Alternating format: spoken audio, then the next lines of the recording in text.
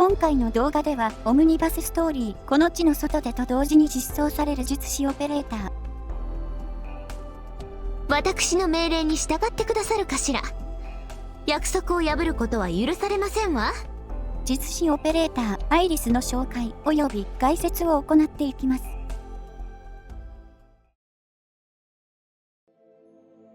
私はアイリス。夢のお城の主であり、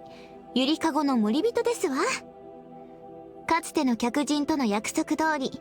お城の預かり物を返しに来たのだけれど、変ですわね。あの子はどこにいらっしゃるの？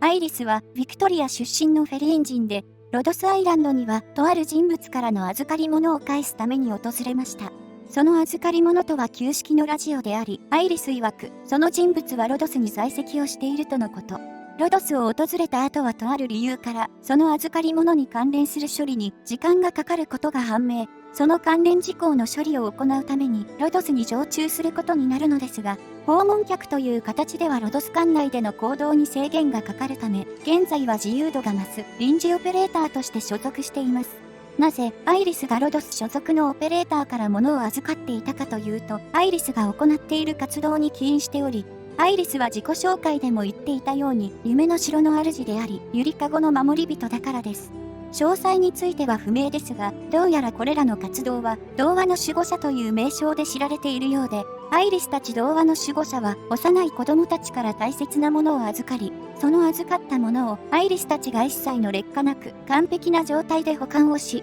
その子供が大人になった際に預かったものをそのまま返すという活動となっています。この活動はビクトリアにて伝わるおとぎ話に非常に似通った内容となっており、ビクトリアでは良い子は夢の中で大きな城の主人に招待をされて、城の中で楽しいひとときを過ごし、目が覚める時や城から離れる時には自分が最も大切としているものを城に預け、城の主人とは大人になったら城に預けた大事なものをプレゼントとしてもらう約束をするというものです。ただ、ビクトリアのおとぎ話は地域によって結末や過程が様々であり、ある程度の一貫性はあるようですが、中には悲惨な結末を迎えてしまうものもあるとのこと。日本のおとぎ話でもある悪い子は手痛いお仕置きを受けるというように、ビクトリアのおとぎ話でもそういった類のものがあるのかもしれません。そもそもシンデレラや赤ずきんなどが有名なグリム童話は、原作準拠だと少なからず悲惨な結末を迎えているものが多いわけですが、ただ、ロドスに在籍するようになった後のアイリスは、任務以外の時はたびたび子供たちのところに向かい、歌を歌ったり、物語を聞かせたり、キャンディーをあげたりと、おとぎ話に準拠した活動というよりも、単純に喜ぶ顔が見たいから活動をしているというような様子なので、アイリスの活動によっておとぎ話のように悲惨な結末を迎えることはないというのが、ロドスの判断のようです。当初はあまりにもアイリスが子供たちと過ごす時間に対しての愛情が強すぎたため、子供たちを使って何かしようとしているのではないかと疑われていたようですが、綿密な調査の結果、それは単なる杞憂だったということも判明しているので、アイリスに関しては謎は多いものの、怪しい人物ということはなさそうです。なお、アイリスはこの童話の守護者という活動にはあまり慣れていない様子があることから、彼女はここ最近この活動を始めたようですが、アイリスの外見的年齢も含めて様々な時間の矛盾があり、行っている活動などからアイリスが本当に童話の人物なのではないかと思っているオペレーターも一定数いる様子。さすがに資料内では一周されてしまっていますが、なお、アイリスは童話の守護者としての側面以外にも、睡眠系のオリジニウムワーツに長けているという側面があり、オリジニウムワーツを用いて対象の夢を操るということができます。ただ、この夢を操るというアーツには厳しい制約があり、夢の内容はアイリスが触れたことがあり、認識しており、知っていることのみを再現することが可能とのこと。つまり、アイリスが知らないことが夢の中で再現されることはありません。アイリスが対象に悪夢を見せ、その対象を苦しませるということは、アイリスの性格上ないでしょうが、それに加え、アイリスは基本的には健全なものにしか触れておらず、アイリスが知る童話も改変された健全なものしか知らないため、悪夢を見せようがないという形となっているようです。いずれにせよ、アイリスは公共的で利益性のない事業をしているということや、触れるものは健全なものばかりというあたり、属性とはかなりかけ離れた。ロドスを訪れる前は、まるでおとぎ話のような世界で生きてきた人物なのかもしれません。アイリスのモチーフとなっている生物は、猫であるということは、アイリスの種族や小心2のイラストからはわかるのですが、詳細な品種に関しては、現時点でもわかっていません。可能性としては、リビアヨマネコを家畜化した家猫ではないかとされていますが、情報が乏しすぎるため、確定はしていないというような状況です。ただ、アイリスに関しては名前からも推察できるように、生物がモチーフというよりも、童話である不思議の国のアリスがモチーフとしてはかなり強くなっています。不思議の国のアリスは1865年に刊行された児童小説で、幼い少女であるアリスが白ウサギを追いかけた結果、喋る動物や動くトランプなどがいる不思議の国に迷い込み、その世界を冒険するという物語となっています。不思議な世界を旅するため、ファンタジー要素が強い物語という人もいれば、作者であるルイス・キャロルが数学者だったということもあり、不思議の国のアリスを論理学の教科書であると表現する人もいるようです。人によって物語の捉え方が異なるという点から見ても不思議なお話と言えるかもしれません。アイリスは大陸版での表記がアリスとなっており、これは不思議の国のアリスのアリスと表記が全く同じとなっている他に、アイリスが夢を操るアーツという点は、不思議の国のアリスはアリスが見た夢の中での話だったということと重なり、さらにアイリスの小心2のイラストはアリスがウサギの穴に落ちる姿がモチーフと推測されているなど、様々な点が不思議の国のアリスと共通しています。もはやアイリスはテラの世界におけるアリスそのものと言ってもいいかもしれません。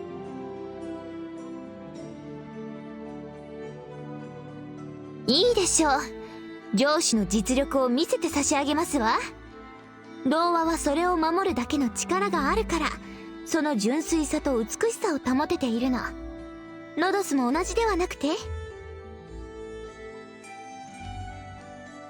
アイリスは敵が自身の攻撃範囲内にいなかった場合、攻撃を最大3回までチャージし、敵への攻撃が可能となった時、対象の敵に対して3回分の攻撃力の攻撃を1回の攻撃で行うという、攻撃をチャージすることができる新たなタイプの術師オペレーターとなっています。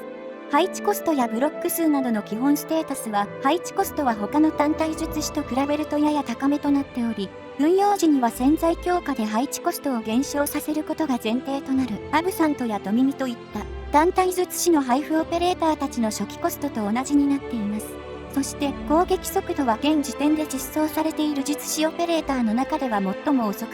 実装されているオペレーターの中では最も攻撃速度が遅い B さんとマンティコアに次ぐ遅さです。そのため基本ステータスから見ても新しいタイプのオペレーターということがわかります。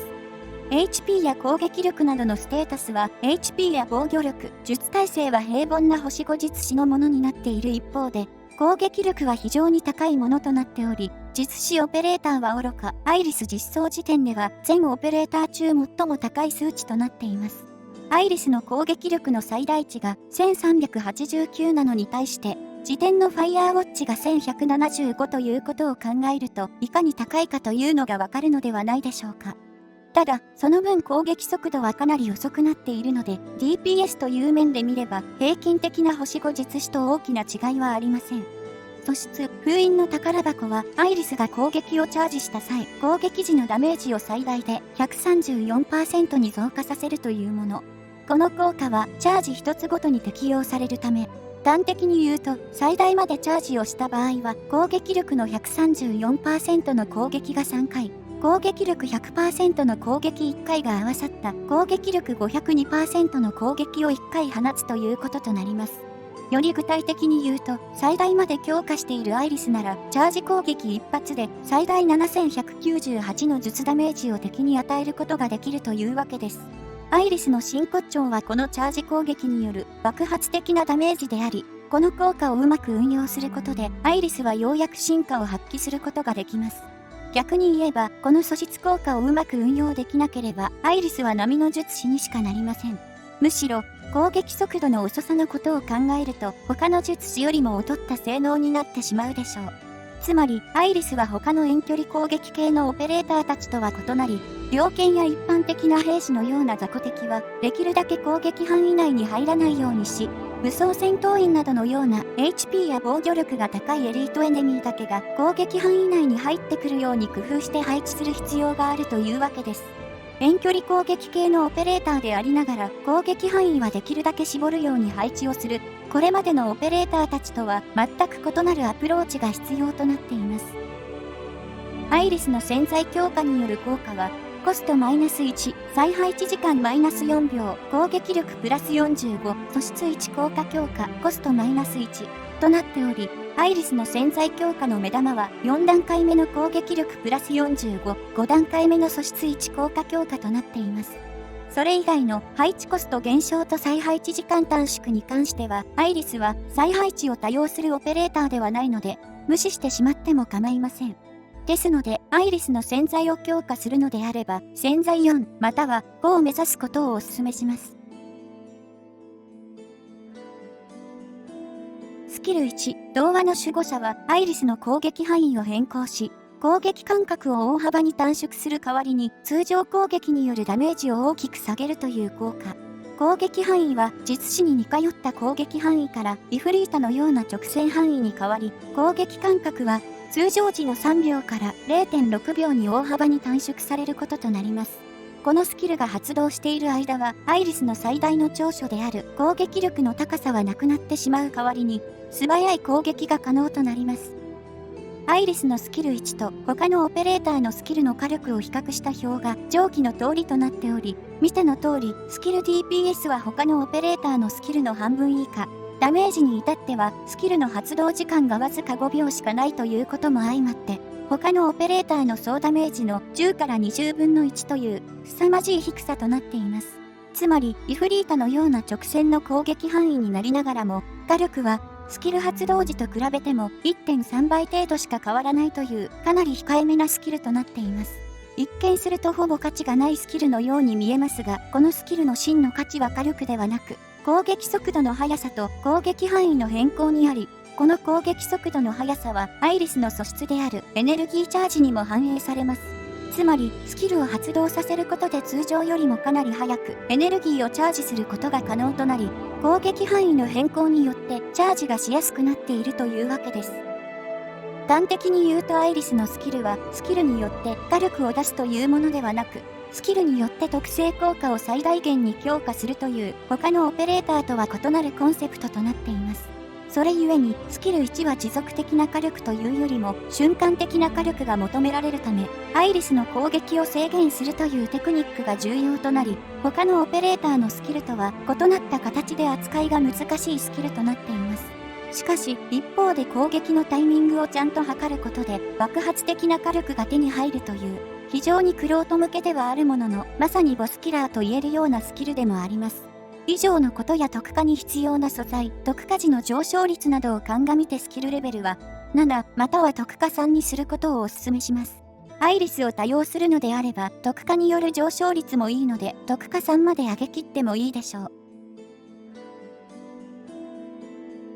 スキル2、無強のゆりかごはスキル発動後、アイリスの攻撃範囲内にいる最大2体の敵に対して眠り状態を付与し、7秒間の眠り状態後、眠り状態が付与された敵とその周辺の敵に対して術ダメージを与えるというスキル。スキルの基本的な挙動はカフカのスキル1と似通ったものになっていますが、こちらのスキルは範囲内すべての敵を眠り状態にするのではなく、最大2体となっているため、眠り状態にする敵の数は少ない代わりに、敵が目覚めた後の範囲ダメージは眠り状態の敵の数だけ発動するため、カフカのスキル1が範囲全体で1回の範囲攻撃なのに対して、こちらは敵が2体いるのであれば、範囲ダメージは2回発動することとなります。つまり、眠り状態の敵は自身から発する範囲ダメージと、付近にいるもう1体からの範囲ダメージを受けることとなり、ダメージを2回受けることとなります。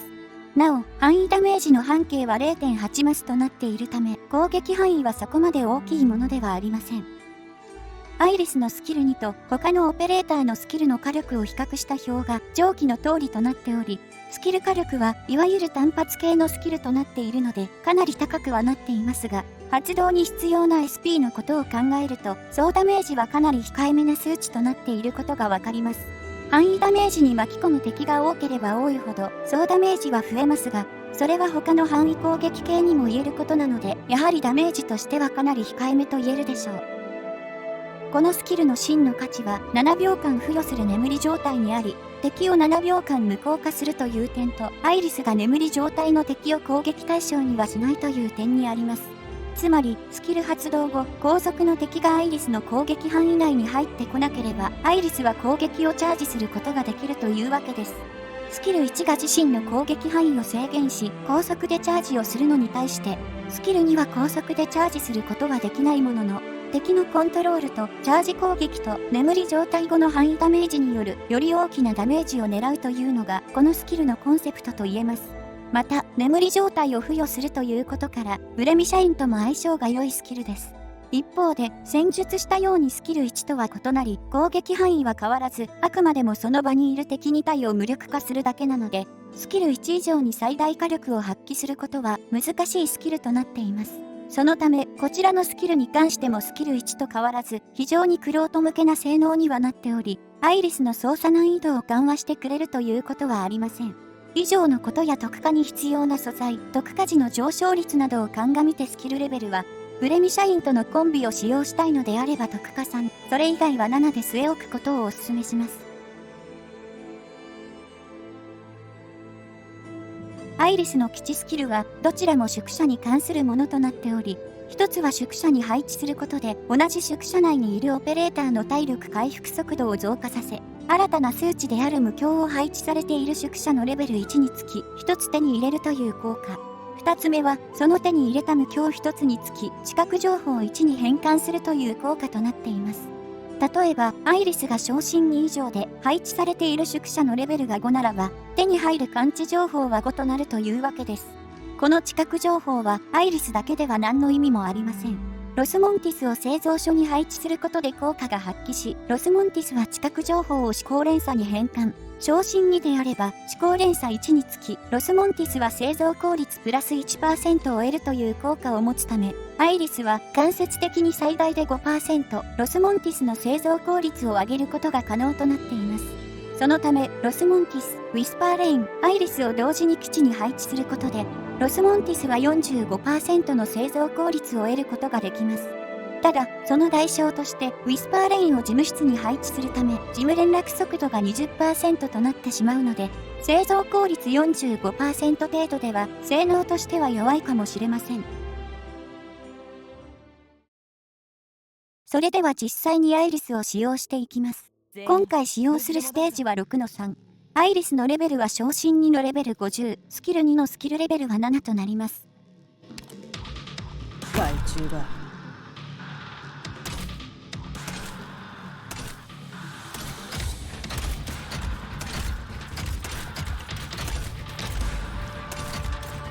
ここからは一歩も引かない。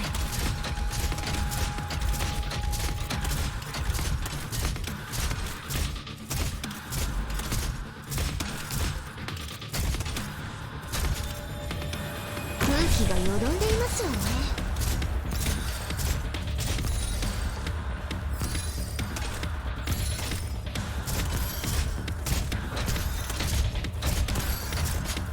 このようにスキル発動後は敵2体を眠らせて行動不能状態にし、眠り状態終了後は大ダメージを与えます。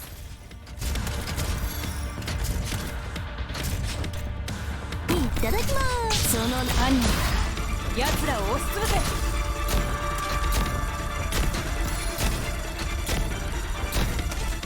どうする？敵が攻撃範囲内にいない場合は、アイリスは攻撃をチャージ、杖に光が灯ります。その後、攻撃範囲内に入ってきた敵1体に対して攻撃を行い、大ダメージを与えるというのが、アイリスの基本的な攻撃方法です。立てをしてほしいのかしら。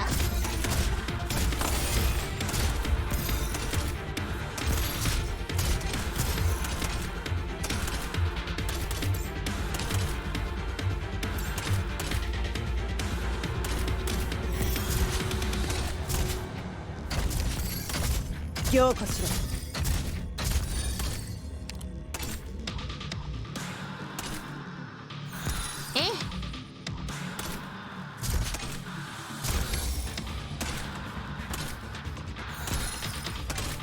せかさないでくださる？せかさない。あなたたちの読み聞かせをしてほしいのかしら。諦めるな。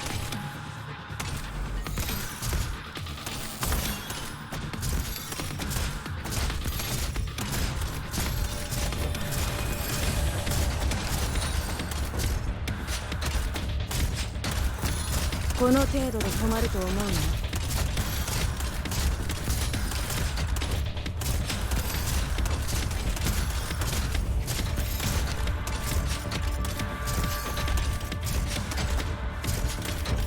凝固しろ。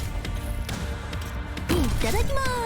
兄貴、お前の父が込めた怒りの炎だ。今こそ震え。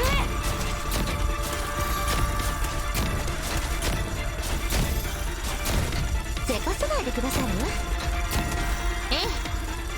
え。眠り状態の敵はアイリスの攻撃対象にはならないので、このように敵の数が少なければスキルで無理やりチャージするということも可能です。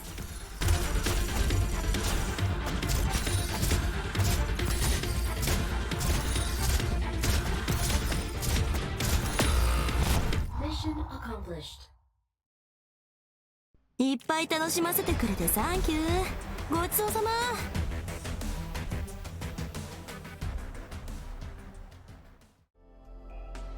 アイリスは攻撃をチャージすることによって火力を最大限発揮することができるという、これまでにはいなかった新たなタイプの術師オペレーターとなっています。攻撃力が非常に高い一方で攻撃間隔は非常に長く、またチャージをする必要があり、このチャージもドクター自身がアイリスの攻撃を抑えるように調整する必要があるという、調整という点ではかなり面倒なオペレーターではあるでしょう。一方で強力な敵の排除や陣形の後方に配置をすることで重装などをすり抜けてしまうゴースト兵やゴースト隊長を一撃で仕留められるため、ストッパーとしては優秀な性能を持っていると言えるでしょう。カフカやブレミ社員と組み合わせることで強力なシナジー効果を生み出すこともできるはずです。以上でアイリスの紹介及び概説を終わります。この動画が良ければ動画制作の励みになるのでチャンネル登録やグッドボタンを押していただけると幸いです。ご視聴ありがとうございました。呆れますわ。よくもまあこんなところで寝られますわね。それにこのファイル、どれもまだ片付いていないじゃない。仕方ありませんわ。普段の一生懸命さに免じて私がお手伝いして差し上げますわ。